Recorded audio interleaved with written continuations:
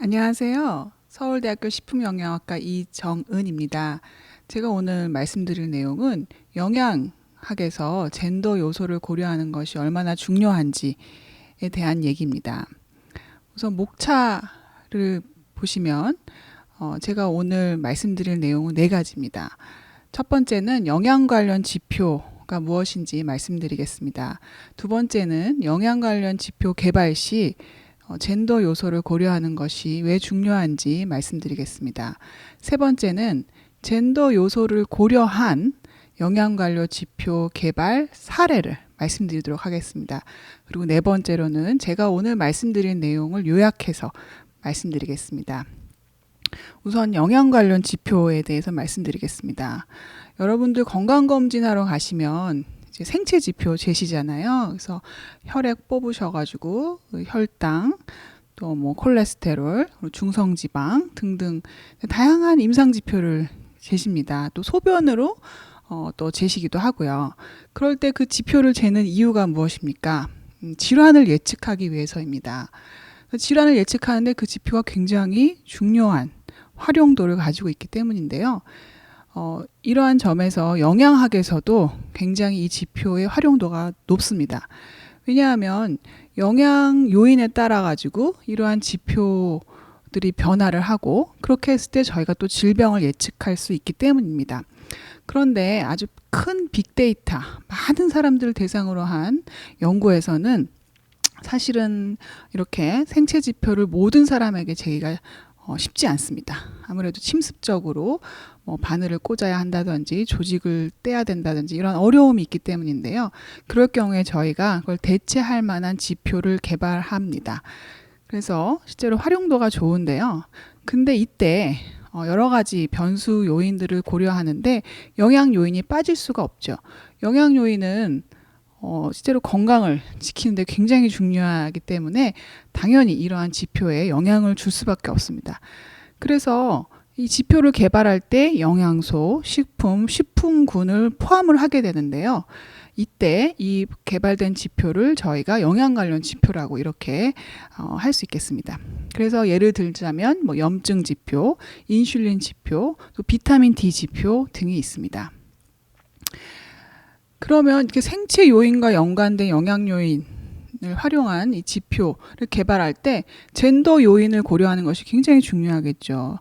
첫 번째는 우리 남성의 몸과 여성의 몸이 다릅니다. 생리적으로 다르거든요.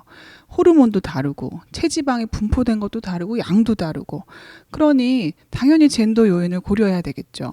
이러한 호르몬 그리고 체지방 여러 가지 남녀가 다른 그런 생리적인 요인에 당연히 영양 요인이 또 영향을 주기 때문입니다. 두 번째는 남녀의 생활 습관이 다릅니다. 먹는 거 다르고요. 먹는 양도 다르고 음식도 다릅니다. 그리고 생활 습관 중에서 흡연, 음주 이런 요인들은 매우 다릅니다. 따라서 저희가 먹는 거 생활 요인, 생활 습관 요인 고려할 때 당연히 젠더 요인을 고려해야 합니다. 그런데 이렇게 저희가 상식적으로 당연히 고려해야지 하지만 실제로 연구에서는 그렇지 않았습니다. 그래서 저희가 첫 번째 연구에서는 젠더 요인을 고려했는지 안 했는지를 살펴봤거든요. 그랬더니 놀랍게도 대부분이 고려하지 않았었습니다. 실제로 이러한 지표를 개발할 때 젠더 요인을 고려하지 않은 연구가 54%였고요.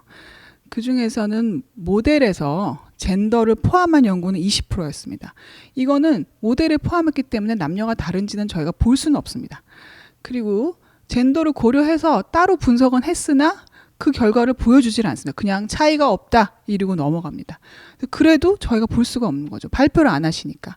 그리고 발표를 따로 해서 개발해서 따로 발표한 경우는 13%에 불과했습니다. 이렇듯 지표를 개발할 때 남녀 따로 구별하지 않고 지금 개발을 하고 있는 상황입니다. 그래서 저희가 두 번째, 세 번째 연구에서는 이 남녀 따로 지표를 개발했습니다. 첫 번째는 당뇨병과 관련 있는 혈액 지질 지표를 봤습니다. 그리고 두 번째는 저희가 염증 지표를 봤습니다. 세 번째 연구에서는 염증 지표를 봤습니다. 두 번째 연구에서는 중성지방과 HDL 콜레스테롤 B와 상관관계가 있는 변수들을 도출했고요.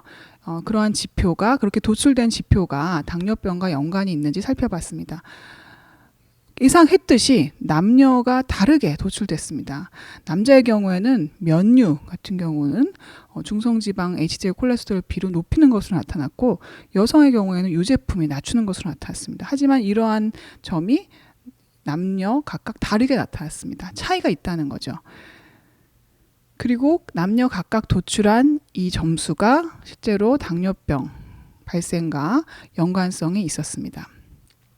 이렇듯 남자, 여자 지표를 만들 때 들어가는 식생활 요인이 다른 것이죠. 그러면 여성으로서 저한테 중요한 식사 요인을 알고 싶을 거고 남성으로서 또 남성에게 중요한 식사 요인을 각각 알고 싶을 건데 지금 많은 연구들에서는 그냥 통합해가지고 일반적인 얘기를 남녀를 구분하지 않은 얘기를 저희가 듣고 있었던 겁니다. 그래서 반드시 이렇게 남녀를 구분하는 것이 매우 중요하겠습니다.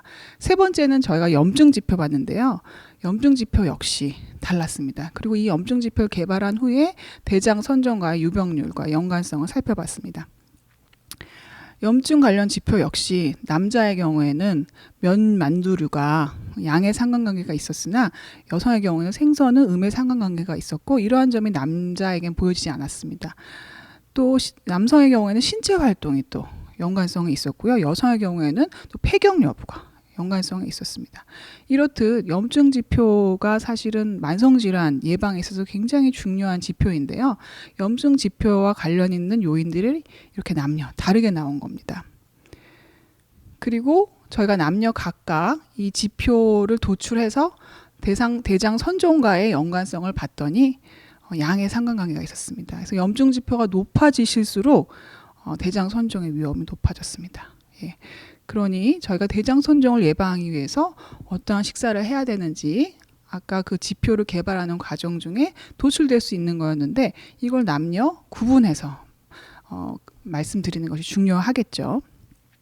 제가 오늘 말씀드린 것을 요약드리자면 세 가지입니다. 첫 번째는 영양관료 지표 개발 시 젠더를 고려해야 남녀 각각의 질병 위험 또는 질병 예방 영양 요인을 규명할 수가 있습니다. 그래서 각각 가이드라인이 달라지겠죠. 그리고 지표와의 질환과의 연관성을 확인할 때는 젠더별 지표를 사용하는 것이 바람직하겠습니다. 또 한 개 연구에서 젠더가 차이가 없어 이렇게 얘기에 나오더라도 차이가 없다고 결론을 내릴 수가 없습니다. 그 이유는 샘플 사이즈 이슈도 있거든요. 통계적 검정력이 낮은데 여기서 그냥 차이가 없다라고 결론을 내릴 수가 없습니다. 이럴 경우에는 여러 개 데이터를 통합하든지 메타 분석 등을 통해서 실제로 남녀 차이가 있는지를 규명을 해야 합니다. 그러니 발표를 안 하시면 안 되고 발표를 하셔서 통합할 수 있게 그런 기회를 마련해 주셔야 합니다. 그래서 차이가 없다 이렇게 발표하시는 게 아니라 차이가 우리 연구에서는 통계적으로 나진 않았지만 발표를 해주시면 추후에 통합하거나 메타 분석을 통해서 정말 차이가 있는지 확인을 할 수 있겠죠. 그래서 그런 부분이 굉장히 중요하다고 할 수 있겠습니다. 오늘 영양학에서 영양 관련 지표를 개발할 때 젠더 요인을 고려하는 것이 얼마나 중요한지에 대해서 말씀드렸습니다. 감사합니다.